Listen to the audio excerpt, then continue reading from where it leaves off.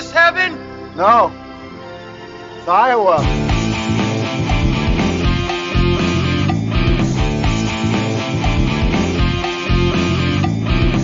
Eric, thank you so much for being here. Before we get started on the podcast, can we just agree on some ground rules? Can we do that? Yeah. Wow. Yeah. Wow. That's right. Yeah. Wow. So, can we just keep all the conversations about movies just civil and light and fun? We're here to have a good time. Can we just keep the tone down?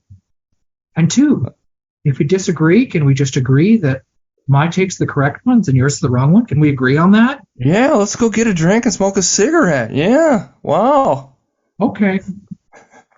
We're talking Darjeeling Limited on the Pot of Dreams. I think we have a chance to make this kind of a life-changing experience, and I think we need it.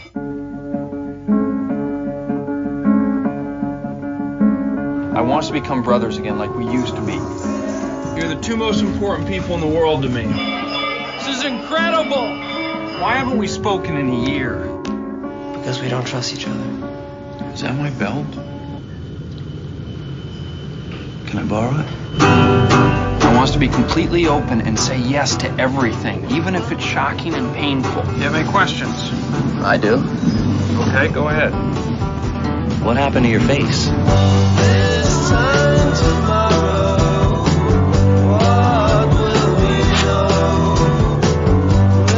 What's going on? I don't know. I guess the train's lost. What'd he say? He says the train's lost. How can a train be lost? It's on rails.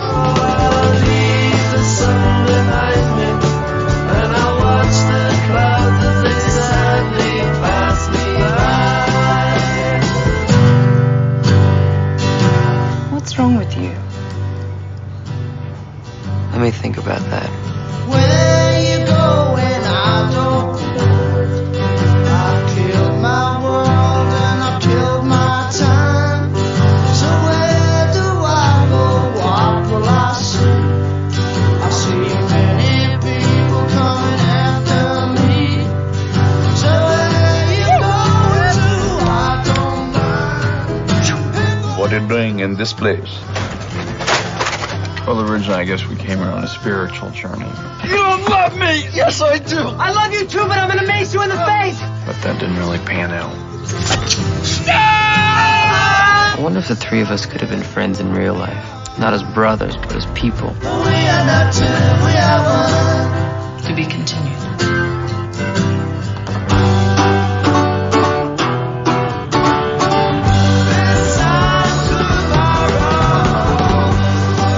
All right, welcome everybody to the Pot of Dreams. If you listen, we will pod. This is Ben and Eric back again. We're still here. We're still doing this. Talking Darjeeling Limited? Darjeeling is how I say it. Darjeeling. We talked about this earlier before we recorded. They never say the name of the train in the movie. It's written obviously on the side of it. You see it a bunch of times. I don't know if anybody ever says it. I don't think so. Maybe we're pronouncing it completely wrong. I don't know. That's we fine. Have to ask I'm Wes open Anderson. to that possibility for sure. Is it like a real train? Is that like a real thing? I doubt it. Yeah, I don't know. Anyways, we're diving into Wes Anderson's film that came out in the year of our Lord, 2007. It's his, fifth film? He's done Bottle Rocket, he's done Rushmore, and Steve Life Aquatic. Is that right? I don't think that's right. I don't think you have that order correct. I said I think all three of those movies came out before. And Royal Tenenbaums. I think it's his fifth. But look it up. I'm not going to keep saying it. Bottle Rocket, Rushmore, Tenenbaums, Aquatic, Darjeeling Limited. So it is his fifth. You had Tenenbaums after Aquatic, but that's I was just saying ones that came before. Oh, you're just saying the names. Fine. Okay, I was just trying to think what the total. Like we set the ground rules. World's biggest Wes Anderson fan in the world. All right, so this is his fifth outing. I had never seen this one. Right. That's why I picked it. I chose this movie because I think it's his only movie I've never seen. Interesting.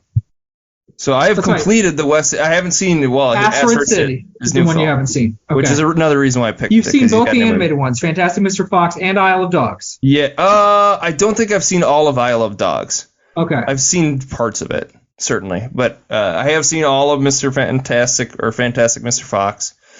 Suffered through. Yeah, I guess I'm a completist on Wes Anderson for the most part. Sounds good. Okay. Was there a reason why have you been avoiding this movie because of the tepid reviews, relatively speaking, for Wes Anderson? I think it came out at a time I wasn't watching a ton of movies. I was just started law school. Got to study. Man's got to study. Get distracted by trivialities. I think the cast probably turned me off initially. Okay. Knowing that the two stars, Adrian Brody and Jason Schwartzman, are two actors that I am not a huge fan of, just overall. So that's probably why I skipped it.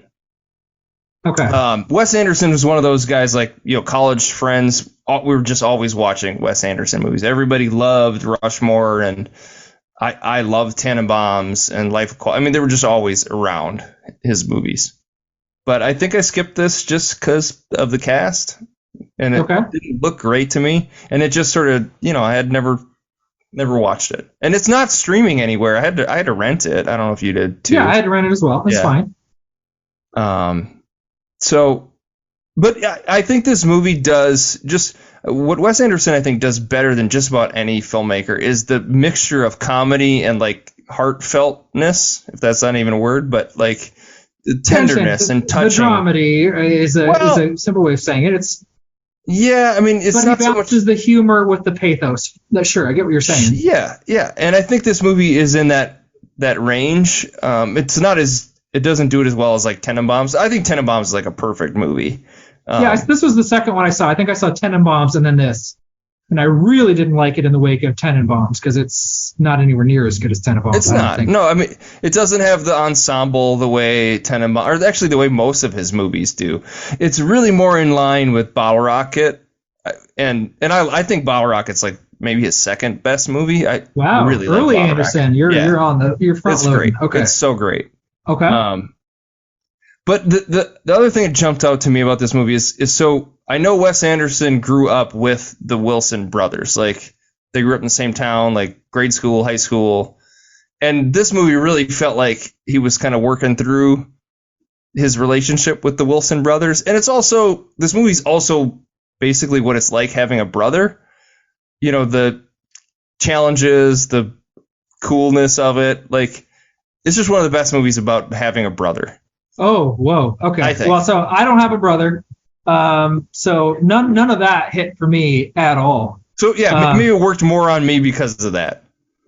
But I mean, this is still upon a rewatch, it's still my least favorite Anderson movie. Really? By several metrics, by several meters. You did not enjoy it. I didn't like the characters, and I don't hate them, but they didn't do anything for me. They're these like rich guys who have tons of money to just go on this trip. And at no point am I like engaged with their emotional struggle. I don't care that Adrian Brody is worried about having a kid. I don't care about Jason Schwartzman's weird commitment issues or whatever's going on. I don't care about Owen. I mean, I don't know or meet their dad ever, and I don't care that I don't care about their relationship with Angelica Houston and her thing. Like, at no point did I ever connect or care about what was happening with characters, even like on a minimal level. Well, their dad is dead, right? Yeah, he died. He dies like a year before the movie starts. Yeah. So we get a flashback to the funeral. I don't know, 2/3 of the way through, whenever it is. But the mom didn't come to the funeral. Correct, and they like the whole thing is that they want to ultimately. Owen Wilson wants to confront the mom about why she didn't come. They dupes his brothers into going. But I look at them like they're absurdly rich the whole time, and I kept thinking of. It's just sometimes your and I brains are so different because I kept thinking of A New Leaf, the Walter Matthau movie we watched a while ago that you didn't like. And that movie is clearly, to me, being satirical about his wealth and how his wealth has rendered him useless and stupid and incapable of empathy or like basic human functioning because he's been so rich for so long he just can't do it. And everything's a big satire. And his arc is that he gets just a minimal enough amount of empathy and connection that he doesn't kill his wife, which is a very dark black comedy.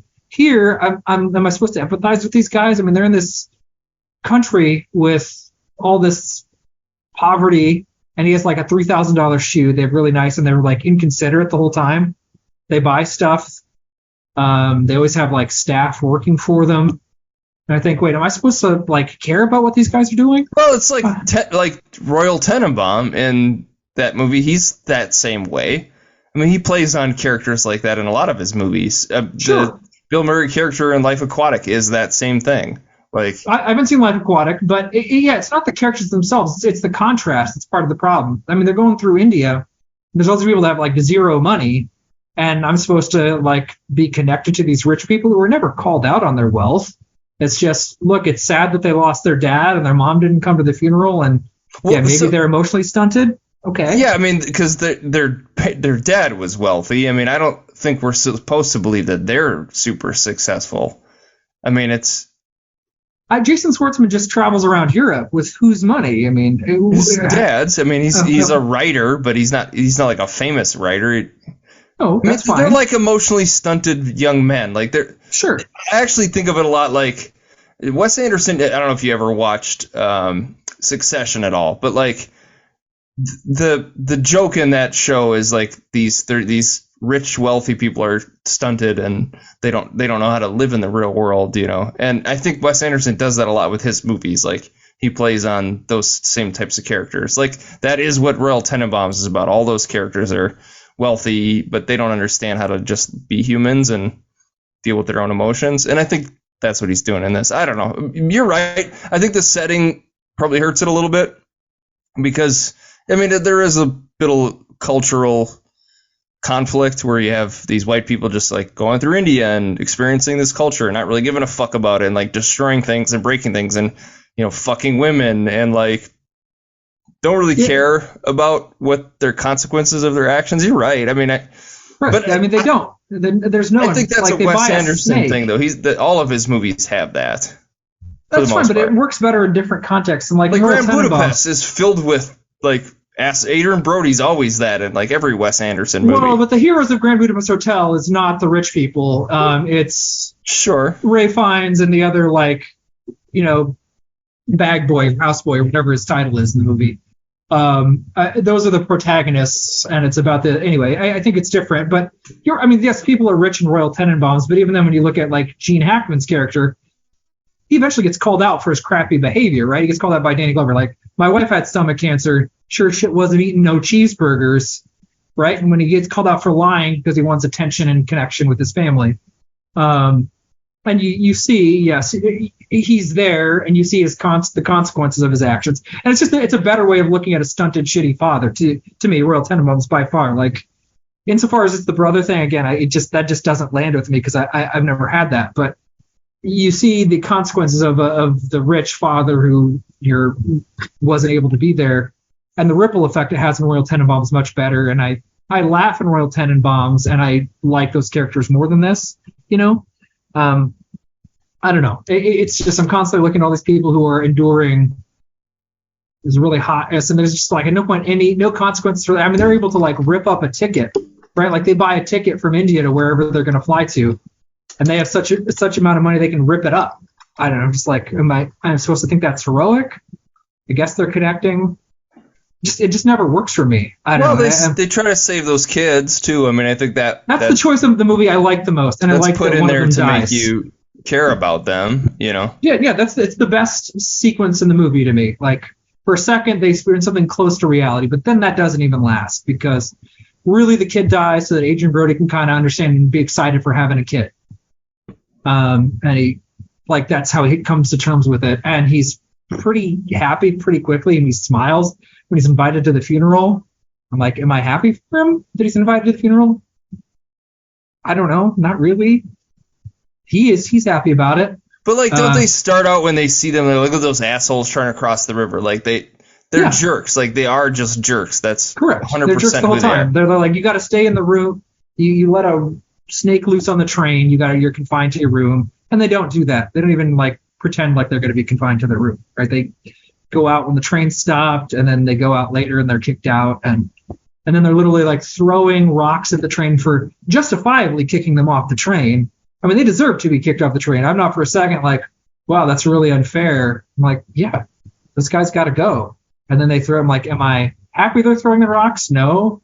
And then they get like stranded in the middle of the desert for a while. Like the first time I watched, I was like, man, I would love if they had to actually like do stuff. If they had to actually like work together. That is every Wes Anderson movie. There are characters like that where They're kind of like all the Wilsons in every one of their movies. They're kind of jerks. They're spoiled brats, but there's something about them that you love. And I just think it's Wes Anderson's writing, and it's funny, and they're funny.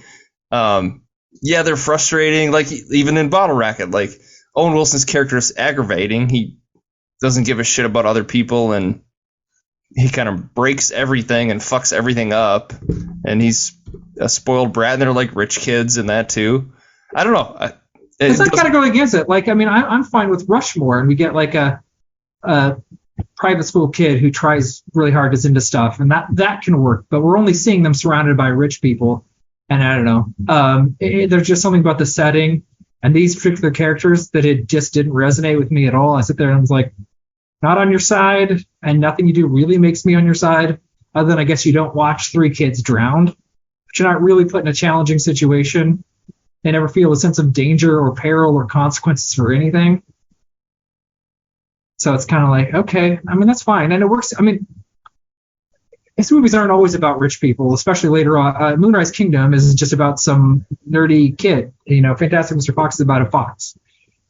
Isle of Dogs. Those are way lesser Anderson movies, though, if you ask me. Well, I know. You and I disagree. And this is where I think I like his later stuff more than I like his earlier stuff. When he goes way too childish is when I think he loses his edge a little bit. I don't know. Oh, see, I like the animated ones because they're more interesting to look at. I didn't enjoy looking at this movie very much. I mean, some of the settings are really nice, but it's super cool. You know, the train's a cool place. Like when they get to some of those places in India, like I think it looks amazing out in the desert. Like the scene where they're running down that hill, where those 3 actors were like sprinting down that hill, looks cool as shit. Oh, I disagree. This is like one of his least interesting to look at visually. Wes Anderson is so good at the slow motion with like some fucking awesome song, like the Kinks' "The Stranger" song, like when they're walking slow motion to the funeral. It's just great. He's so good at that. He's great at picking out music, picking out great songs, slow motion, like the when it happens in the movie. Like when that musical needle drop hits, it's always perfect. Oh, see, when they're having the silent emotional exchange, the 3 boys and the mother, did that sequence work for you when they're... No. Okay. The Angelica Houston stuff did not work for me. Like once they got there, it was like, I wish they would just have never made it there. I think it would have been better. Well, that's true. I think I do agree with that. But ultimately, they don't learn anything. I mean, or they don't. They learn something. They learn one thing at the end. They don't resolve the issues. No, they leave their baggage. It's literal and metaphorical. Yeah. When they have to do the Bengal whatever, like they have to drop their baggage so they can actually enjoy the train and the experience of being on the train. Okay, that's fine. It's not much, but it's something, I guess. You know? It's this sort of metaphorical journey on the train. They leave their baggage and then they go behind. and they do the same thing. They redo it, but this time they have fun and are able to like just enjoy the experience and not hash out all their shit. Yeah, I think it's good. It's touching. And the writing's not horrible. Funny, I mean, and it's fun. You didn't think it was funny at all? I laughed. I didn't laugh. I smiled once. I love you, but I'm going to mace you in the face. It's the only time I laughed. That was it. When they had the fight and he has to, or pepper spray or whatever. I'm going to pepper spray you in the face. That was the only time I smiled. I never laughed once. Like I said, I'm not usually a Schwartzman guy, but when he kept reading his story and they would say, hey, that's not how it happened. He's like, all my characters are not based on anyone in real life. Like, okay, yeah. Like, I thought that was funny. Oh, see, I was... Like, also, I think speaking to Wes Anderson about his characters in his movies, like, are basically the people in his real life. Sure. Like, there's that's some meta thing about that. I love that idea as a writer, as an artist. That resonated with me, too. But I mean, we don't even like, and comparing it to the Royal Tenenbaums, I think that's probably the best comparison of like, and I've not seen Bottle Rocket, or Life Aquatic, So I don't know. I mean, I'm out of luck on those comparisons. But Royal Tenenbaums. Well, do you like Royal Tenenbaums? I love Royal Tenenbaums. Okay. I think it's great. Of his early stuff, it's my favorite. And you love Rushmore too. You like that? I like Rushmore a lot. I wouldn't say I love it. I think it's really good. Okay. I like it a lot. But Grand Budapest is like one of your favorite the last 10 years, right? Like. I think it's his best by far. Of the last 10 years, you know me, Eric. I would have to sit and think. Okay, what are the last 10 years? Would it be one of my top? Maybe it'd be in For consideration. the sake sure. of brevity, yes, it's I one know. you liked a lot in the last 10 years. I think it's an incredible movie. It's his visually most interesting by a million miles. It's incredible what he does with aspect ratios and how he films certain sequences. See, there I don't like the Ray Fiennes guy. Like, I don't like that character. He does. I like him a lot. I don't connect with him personally in any way. So. I endure and admire how much he likes the Grand Budapest Hotel and the stuff he goes to keep the hotel going. I find it endearing. And just his general demeanor and persona. I don't know. It works for me. In a way, these guys, I wasn't with these guys. It's just like flip for me. With Ray Fiennes and the houseboy, and it's great. It works for me top to bottom. I haven't seen the French Dispatch either, so that's one I haven't seen. Really want to see Asteroid City, but I like when he gets better visually as a director. I mean, I think this to me is like the dead end of like, okay, I've kind of done a version of these movies before, and this is him like bottoming me out with this style. There are things like when they're walking down the hallway where they're like clearly on some sort of track or something. Like that is, you're only going to see that visual in a Wes Anderson movie where they're like talking at each other and it's like he's like playing with action figures, but they're humans, you know? Sure. But whatever visual effect he's doing, like, I don't know, is it dolly zoom? I don't know what it is, but like that's a thing only Wes Anderson does. Like it feels. The snap zoom was great at the beginning. Wes Anderson to me is like Tim Burton, where it's like you're in that dude's fucking head. Like you are literally seeing what he sees in his brain, and nobody else is. And he is to me is like why AI just throw that shit in the garbage, because AI would never make something like this. And now again, you maybe don't love it, and that's fine. But like. And I love Wes Anderson in a general sense. If it sounds like I don't, it's not. I mean, to me, there's no other movie like this. No other filmmaker like Wes Anderson. No, he's a singular voice. I agree. No, I agree with all that. And the movie starts with like you get a panning shot of whatever city in India we're in. I don't know, but then it snap zooms onto a taxi, and Bill Murray's in the back, and he's like looking at his watch, and he's in a rush. And it really, goes from the sky, literally like snap right down to that specific, and it's a great shot. And I see Bill Murray, like, okay, I'm with Bill Murray, but then he doesn't pay the cab driver, and then he's like pushing past people. And I'm like, okay, what could he possibly need to make this train that's so important? Why I'm supposed to think he's got a really good reason, and he doesn't. We don't know his reason. We don't know because Adrian Brody beats him to it, and another great like slow motion Kinks song. So it's fucking awesome. That's fine. It's an okay intro. He loves the Kinks. Boy, there's like 3 Kinks songs. And the Rolling Stones. I mean, to me, it's like he always has the Rolling Stones song in his movies. That's metaphors. Like we get Playing with Fire towards the end.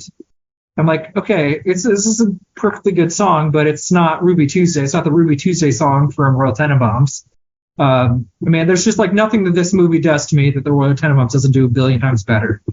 And then after this, I think he next jumps off to Fantastic Mr. Fox and does the animated stuff. And I just think he starts to get a lot better and more visually daring and compelling. However good he is here, he's going to get better, I think, visually as a director. Yeah, Moonrise Kingdom is his next live action movie, and that's 5 years later. So. And I think that one's more interesting. I mean, I think that one's really good to look at. I love the. But I have only seen that once. That's one that I probably should rewatch. Yeah, I mean, I think it's great. I think he fills his movies with dudes I don't like. Edward Norton is now like a Wes Anderson guy, and like I'm not a big like Adrian Brody, Wes Anderson. You have a lot of actors on your shit list. Can we just comment? You have a really long shit list. Once Paul Rudd shows up in a Wes Anderson movie, I'm gonna fucking lose my mind. Okay. Because he will. You know he will. But yeah, Schwartzman, Brody, and Ed Norton are probably 3 like actors I just am not big fans of. But it wasn't a problem for you in this movie. No, actually, I found them somewhat likable. Although the stuff what did you like about them? Just that they were all brothers and they were dummies. Yeah, I don't know. In a likable way, like Dumb and Dumber, right? So Dumb and Dumber. Those guys are fucking assholes. They screw over everybody they interact with. They're assholes because they're too stupid to know. I think that's what these guys are. These guys are too dumb to realize that they're assholes. I think they're too privileged to know what big of assholes they are, which is a big difference to me. Maybe. And Dumb and Dumber is clearly like a broad comedy, and we're supposed to know that these guys are idiots, and we're laughing at them pretty much throughout the entire movie. I mean, they're just Owen big Wilson is dum-dums. supposed to be a fuck up in this movie. He always plays They're a all fuck up. fuck ups to their own Yeah. degree. But Owen Wilson is the biggest fuck up, but he also raised them and he's controlling, and they have their dynamic. And that's the stuff I loved about, like, when you have a brother, there are things, like, you love the person, but you fucking hate them sometimes. Like, they do things that, like, they see you as a little kid, or you see them as a little kid when you're not little kids, you're adults, and it changes everything. So, I love that they addressed that in this movie. I really appreciated that. Sure. And that's, I mean. But I didn't love the Schwartzman stuff with the woman on the train. Like, that felt a little rapey. gross. It's very rapey. I didn't love it. And He like lies. hangs back and lies about it, and I mean, it seemed like she was into him, but also that didn't totally add up to me. Like, why? Why would she be into this like little tiny kind of asshole dude? Like, I don't know. On a Wes train she's Anderson never wrote met the before. movie, and he just wanted that to be the case. Yeah, I don't know. He hasn't buy it. I don't know. Like, What does Schwartzman add to anything he's ever been in that you couldn't like find any other can actor? you imagine Rushmore working without Schwartzman? Only because he's like 12. Like, that's the only reason that works. There's a certain kind of annoying energy that's required for that part. I mean, he's playing a character who's kind of annoying in Rushmore. I mean, I think that's the point. Okay, excluding Rushmore. Okay, well, I'll take that. I'll take that concession. I don't know. What else is he in other than Wes Anderson movies? That's a fair point. I don't He know. co-wrote the movie, right? So he gets a writing Did he credit really? for this. I Oh, think okay. so. I think he saw that he had a writing credit for this. So he's been a writer. He's so maybe that's also part of- Francis Ford Coppola's nephew, right? Isn't he? Yeah. I think you co-wrote this with one of Nicolas the Coppola Cage's brothers. cousin. Yeah. Sure. That's fine. I mean, I don't think the writing's terrible. It's just, for me, subjectively, I was never in. I was never with them. I wanted them to maybe experience some consequence, but the only thing is oh, we're just going to be shitty assholes together. Hooray. I mean, they didn't do anything terrible. Okay, they bought a snake onto a... Yeah, but nobody got freaking hurt. That's dumb luck. That's dumb luck.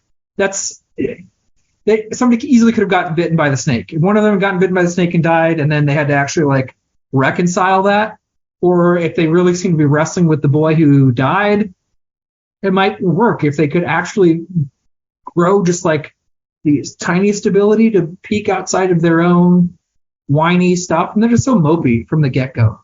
They're just so mopey, and it's just tough. They're surrounded by people who aren't mopey and people who are actually they're rude to the German women, and I don't know. They just didn't have it. I don't know. So you've seen all the Wes Anderson movies except for Asteroid City. Are the animated ones at the bottom of the list for you? Isle of Dogs would be. Okay. Fantastic Mr. Fox is pretty good. I'd have a hard time putting that at the bottom. Okay. I'm just trying to think of a Rushmore would probably be my least favorite of his movies. Oh, really? Just the Schwartzman factor? What does that movie say? What is that movie saying about anything?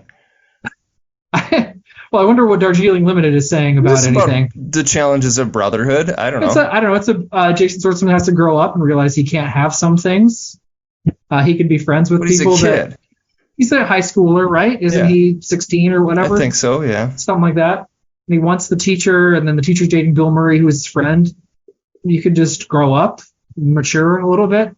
Sometimes you're not going to get what you want, even if you're a really try-hard, type A weirdo. And I don't know, more Bill Murray is going to help me. We got very little Bill Murray in this movie. More Bill Murray would have made the movie better from my vantage point. I don't know. I really like Life Aquatic. But I mean, Tenenbaums. So we'd have to work from Tenenbaums down. I would say Tenenbaums, probably Bottle Rocket 2, probably Aquatic 3, maybe Budapest 4. Okay. This probably 5. Wow. Okay. Dispatch 6. And then the animated ones, then Moonrise Kingdom, and then Rushmore, maybe. Wow. Did I skip any? I think I got them all. I don't know. I think that's it. Did you say Fantastic Mr. Fox? I said the animated ones. I kind of grouped them together. Okay, because I thought you said Isle of Dogs. Okay. Well, maybe but, Fantastic Fox, then Rushmore, then Isle of the Dogs. Let's go wow. that. Okay. Oh wow. Okay. Yeah. Okay. Yeah. You and I. I mean, we're not that far up. I mean, Royal Tenenbaums probably be number 2 of this like jaded, disengaged rich people who can't actually emote movies. Like that's my favorite of those by far. But I do like Grand Budapest Hotel more than that. And then it would probably be, it gets tough. So you're really not that big of a fan of his as a filmmaker. What? I don't know why you're getting that. That's the impression I'm getting from our discussion here. That's not correct. I don't like this movie. This movie to me is like his worst instincts and the worst version of a Wes Anderson movie. I don't think you'll like Life Aquatic that much then. Okay. Maybe, it's in a very similar vein as this. But I love Royal Tenenbaums, and I think it's great. I think but Roger Ebert says Darjeeling Limited, better film than Life Aquatic, warmer, more engaging, funnier, and very surrounded by India. That notion of perplexing charm. Okay. He wrote so this about was to me like Eat, Pray, Love with jaded rich white dudes is what this was to me. Just rich white guys go on a train and try to find themselves by big jerks. Well, they're trying to find their mom. Well, they know where she is, and she says that she doesn't want to see him. And only one of them really cared, and he lied to get his brothers on the train. Anyway, but yes, they do decide to confront her and have a very awkward confrontation where somehow, like, they're at some mission, and she makes them this really fancy breakfast. Like, what? You had all that stuff on hand to make that breakfast? That's your mission? What's that about? No, I mean, you and I are just different. The ones I like Moonrise Kingdom would maybe be 3 or 4. I have to decide between Moonrise Kingdom and the animated ones are like get all the humor, all the quirky characters, and they're way more fun to look at. I love looking at Fantastic Mr. Fox and its absurdity, and Isle of Dogs I like way more than you. Those are probably my top 5 in some order. And then it'd be some of the earlier ones. It'd be like Rushmore. And then that's it for the ones I've seen, I guess. And then Darjeeling. I didn't quite understand. So at the end of the movie, we see they get on another. Do they get back on the Darjeeling Limited train? They get on a different train, right? It's a different change. The Bengal Tiger. But that train has Bill Murray on it, right? And also like Natalie Portman, which I think is supposed to be. I thought they were on the Darjeeling Limited, so I thought we. So do they cross trains? Is that what happens? Maybe, I don't know. I think we see the Darjeeling Limited, and we see all these people in the train, including Bill Murray, Adrian Brody's wife, the Tiger. Is that Natalie Portman, or because isn't she pregnant on the train? We see his wife, who is very pregnant on the train, but it's not Natalie Portman. Is Natalie Portman supposed to be Jason Schwartzman's ex-girlfriend? Maybe. Because he's like broken up because his girlfriend broke up with him. Is that who she's supposed to be? That must be it. I was wondering who she was. I think you're right, actually. I think that's who it is. Because it's like a British woman. I was confused. I didn't I remember reading, I think one of the clues last episode was that Natalie Portman was in it. I was like, when is she in this movie? And it was just like 30 seconds of her just scrolling by on a train. Yep. Yeah, that's right. That's the ex-girlfriend of Jason Schwartzman's character. But I mean, I don't know. It just feels like India's there to help these dudes find themselves in a way that's just inauthentic, and they had to actually feel real consequences or were in actual danger or had to like do stuff to actually bond rather than just talk through their feelings on a bunch of drugs. I think it needed more drugs, actually. I would have turned this into Fear and Loathing in a certain way. Would have been a better movie. So they could be just really mean to like waitstaff? Yeah, they should have just been meaner and more fucked up on drugs. It would have been a better movie. But yeah, I mean, I'll concede though. Like, yeah, again, I don't have a brother, so maybe it does capture the essence of brotherhood in a way I can't relate to. I can't think of brotherhood movies off the top of my head though. So I don't know. Dumb and Dumb. I mean, dude bro movies, but not like actual brothers. Yeah. All right. I mean, there's Step Brothers, which I mean is a funnier movie than this by far, and sillier. Well, yeah, okay, I concede that point. But like to me, you mentioned about his ability to balance like the humor with the genuine heartfelt emotions. To me, I didn't get either one in this movie. I didn't get the emotions or the comedy. I just kind of watched these dudes like, okay, I guess good for you guys doing your thing. A.O. Scott from New York Times said, unstingingly fussy, vain, and self-regarding, but is also a treasure, an odd, flawed, but nonetheless beautiful handmade object. As apt to win affection as to provoke annoyance. Okay. I got mostly the annoyance part, but I see it. Sure. But it's like, I mean, I think like Quentin Tarantino has a distinct style, right? He's a singular voice. But sometimes it just gets a little too... You like shut your mouth. Death Proof is like, okay, it's fine. Death Proof's not a bad movie by any means, but it's like, okay.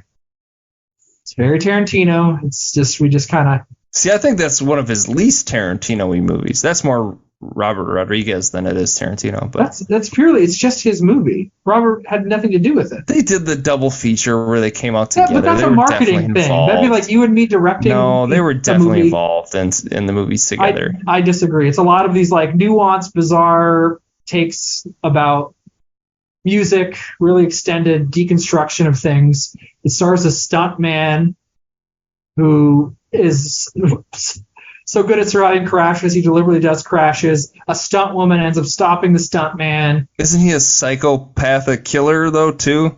Of course, he's the villain of the movie. Yeah. For sure. But we don't find that out until halfway through when he kills It's not... Death Proof is not a good movie. It's probably my lowest ranking Tarantino movie. By that far. Or Hateful Eight.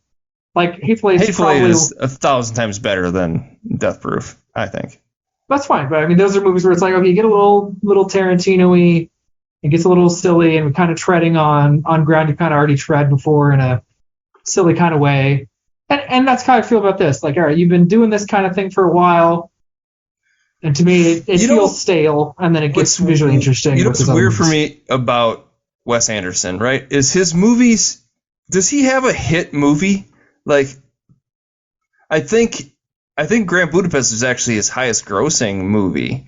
But that movie was talked about a lot. It made $35 million on a $17 million budget, which is a profit, I guess, probably not a whole lot when you consider all that. It's a small profit. That's fine. How much was this movie average? I don't think the marketing budget. Probably not much, but like, okay, so it doubled its budget, but it's a small budget, and my point is, there are so few of those movies that come out nowadays. Like, mid-tier, it's not going to be a big hit. They know it's not going to be a big hit. I mean, did Asteroid City do well? I just pulled it up. So far it's made like $40 million worldwide. So and what did it cost to make Asteroid City?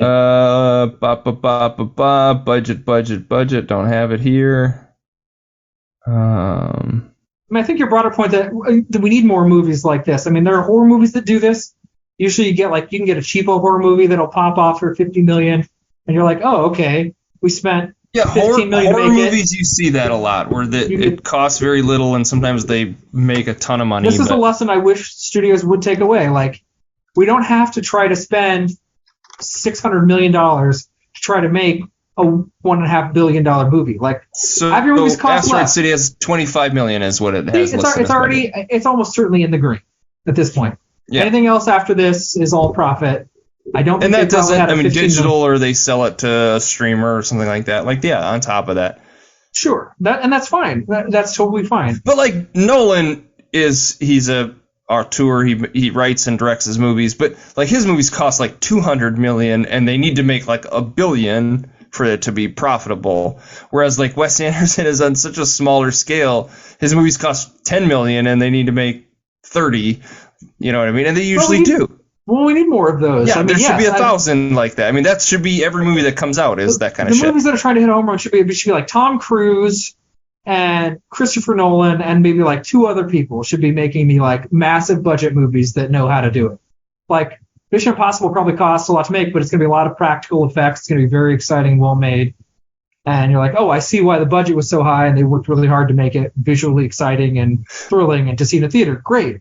But that's a plus to cheaper. Wes Anderson. His movies seem practically made. There's like sets and set designing and costuming. Like Grand Budapest, like, how was that not $100 million movie? But it wasn't. It probably cost 30 to make. He must be just like very good at constructing these sets and using the budget, because like you see some of these Netflix movies that come out and they're like $300 million to make Red Notice or whatever these fucking stupid movies that Extract or whatever. Where is this money going? When shitty CGI. When Wes Anderson can build these entire worlds for like $10 million. It's crazy. Wes Anderson's, there aren't Life that many Aquatic filmmakers is like as good as Wes Anderson. Fucking submarine, but it's a submarine that's actually like looks like a playhouse. It's so crazy what he does visually with that movie.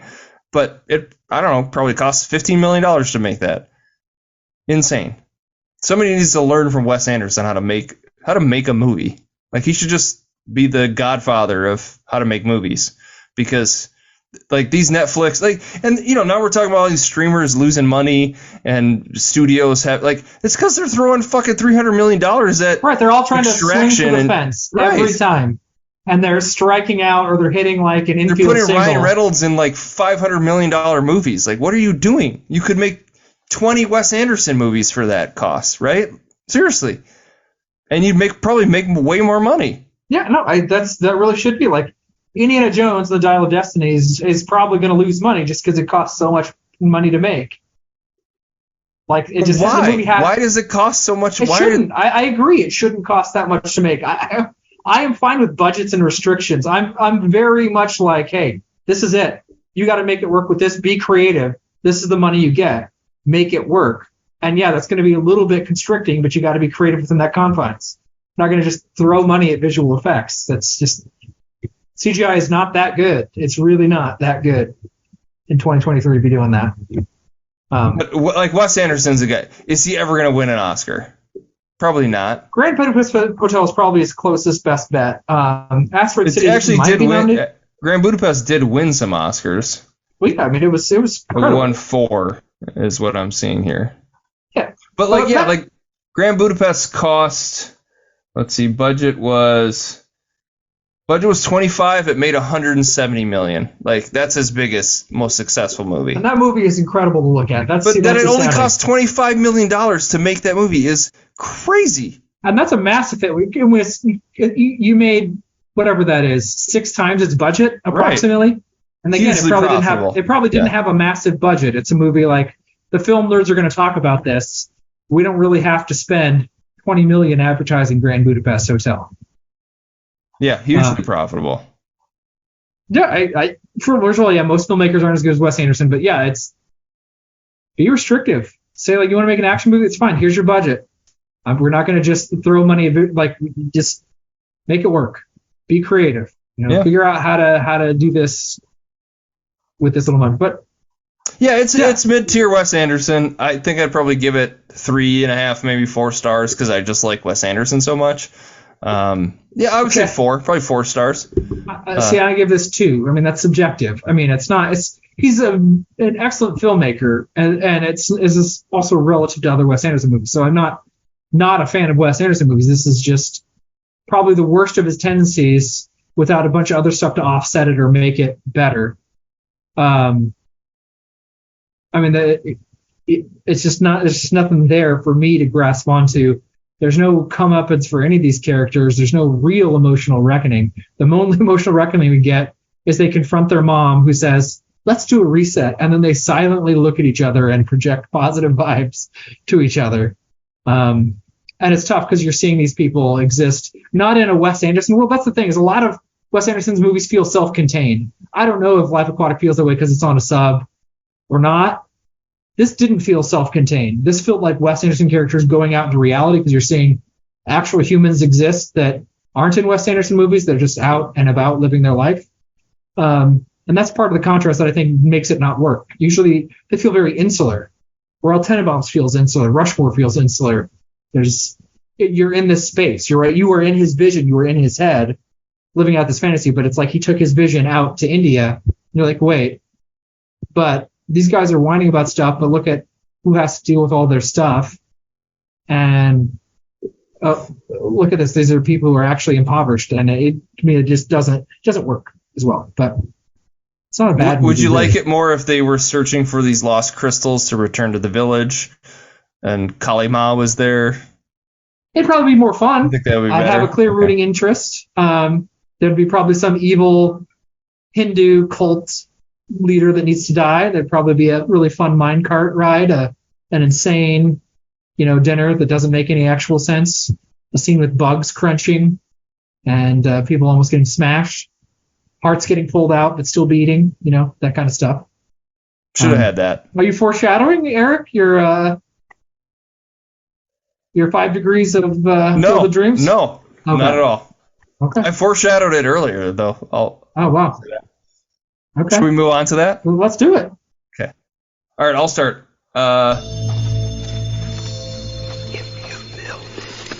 So Owen Wilson is in the Darjeeling Limited. Darjeeling is how I say it. Darjeeling. And I love Owen Wilson. Big fan of his. Sure. He just makes me laugh. He always has. Always will. Did he make you laugh in Loki? Did you ever see Loki? I don't know if I watched Loki.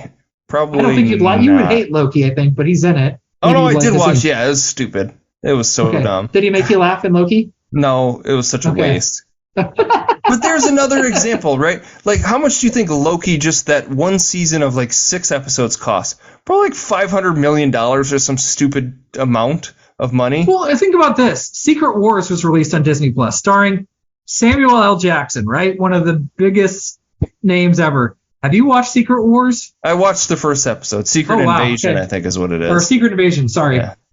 Well, Wasn't so very good. then okay, I had no interest. I've been like scrolling Twitter looking for some sort of buzz. It's like nobody Yeah. cares. Watch the first episode, probably won't finish it. It Okay, didn't do much for me. okay. Well, I don't think it'd do much for me. But anyways, I think a lot of these, I think it must be tax schemes or something, how they're spending all this money. I don't get it. Owen Wilson is in Wedding Crashers. Sure. Love Wedding Crashers. Vince Vaughn is in Wedding Crashers. He's an Anchorman. I tried to do like a all Owen Wilson, but I couldn't do it. And then, that's right. I was gonna go your guy Paul Rudd from Anchorman, but I couldn't connect him. Couldn't connect him to Field of Dreams in just one movie. Maybe missing something. But I went Danny Trejo, who's an Anchorman. He's also in Muppets Most Wanted with Sure. Ray Liotta, and Ray Liotta's in Field of Dreams. So I went some very different actors and movies than I have ever done before. Okay. So I was trying to be quirky and weird. I was going to see, is there a way to get from like Wes Anderson and just hop from Wes Anderson movie to get to Field of Dreams? And I could not figure out how to get to Field of Dreams from anybody in a Wes Anderson movie. A direct shot from, that'd be tough. I couldn't think of anything. It's like, did James Earl Jones no? Kevin Costner no?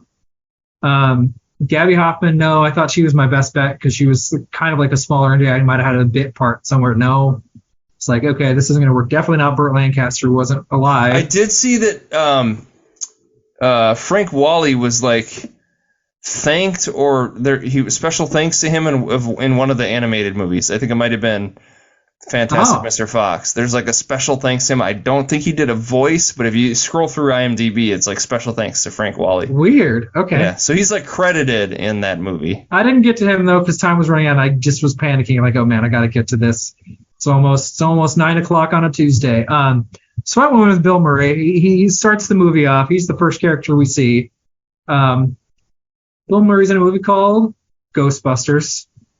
I saw something just today that they were, the commercial in Ghostbusters where they're like, have you ever had spectral, all that shit? Sure, yeah. That they recorded a bunch of different versions because they didn't have the name Ghostbusters initially.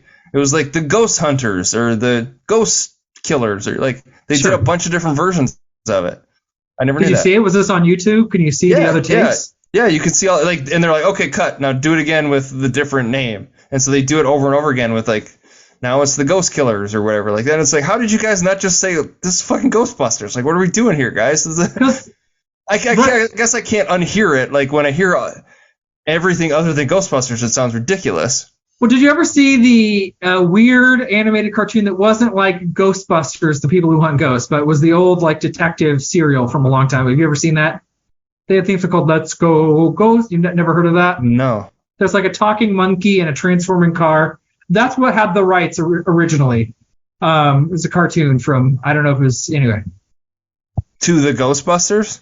So they had to buy the rights, so maybe I that think was so. Or, okay. I don't know, but that, like, they also had an issue with they also had an issue when they wanted to do a Ghostbusters cartoon. They had to call it, like, the real Ghostbusters. That cartoon, man. Yeah, me too. I don't even remember a lick of it, but I watched a ton of it. Had the toys in the late 80s. It's a big deal. Those were, when I got those, it's pretty awesome.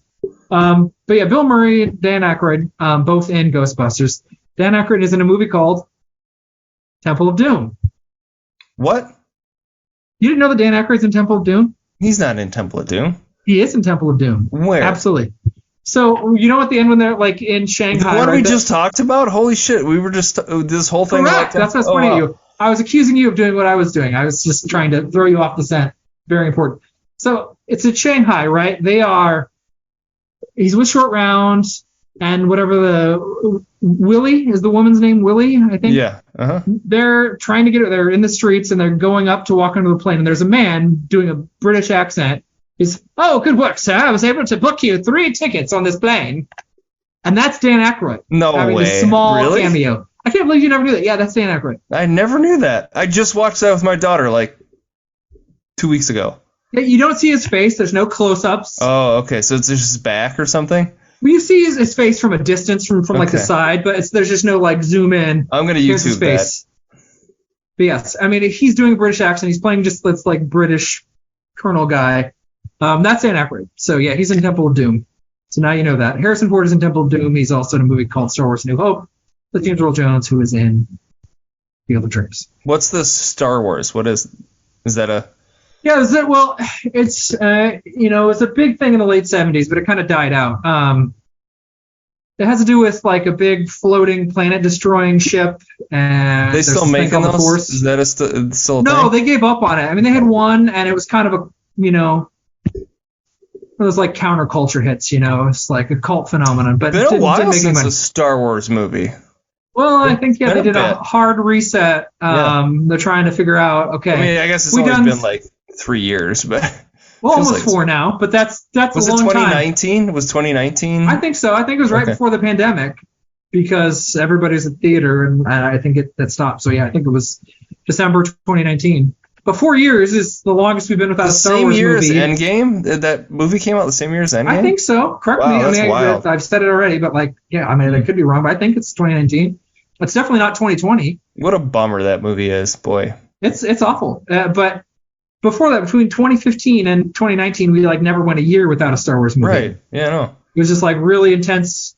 And then they're like, okay. Well, they've been kicking out The Mandalorian and all that stuff too. So the only one that's worth a damn is Andor. But yeah, they churn out the stuff. The Book of Boba Fett, I didn't see it. I didn't see the most recent season of Mandalorian. Don't care.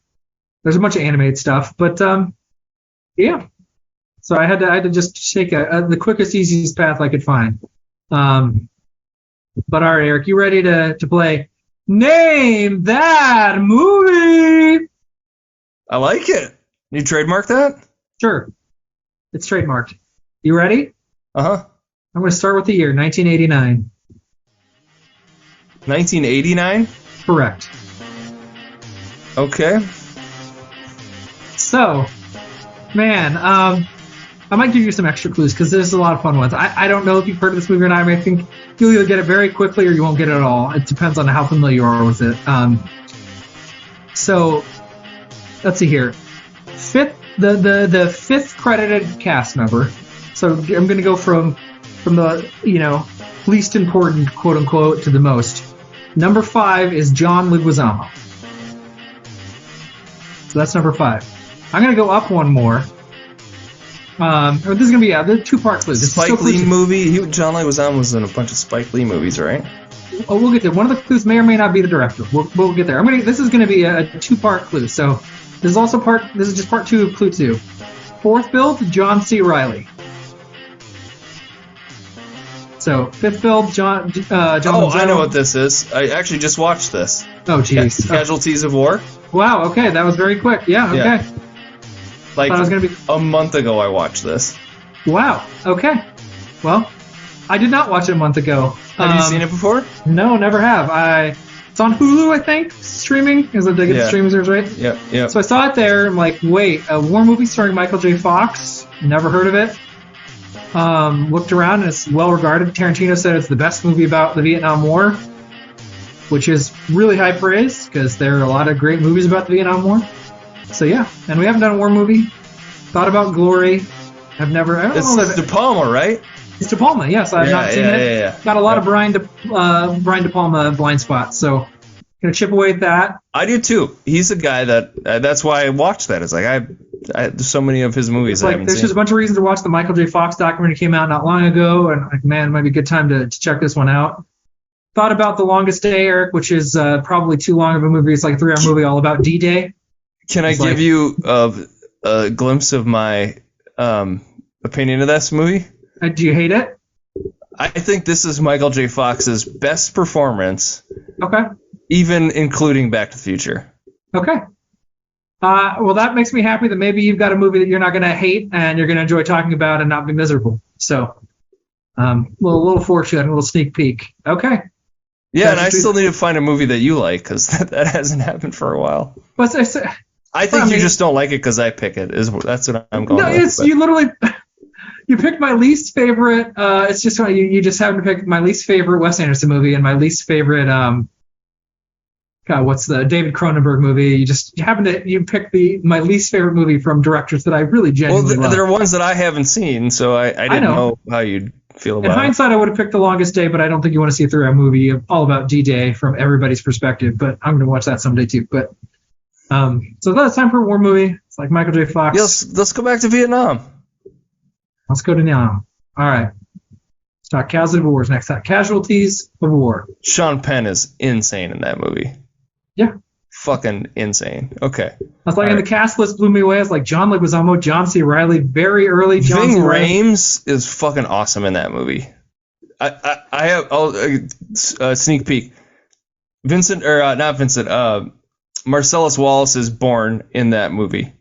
In Casualties of War. So we'll talk about that next week.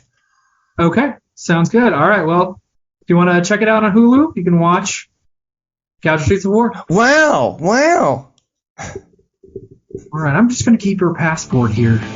Just to be safer that way. I don't think Bye. Bye.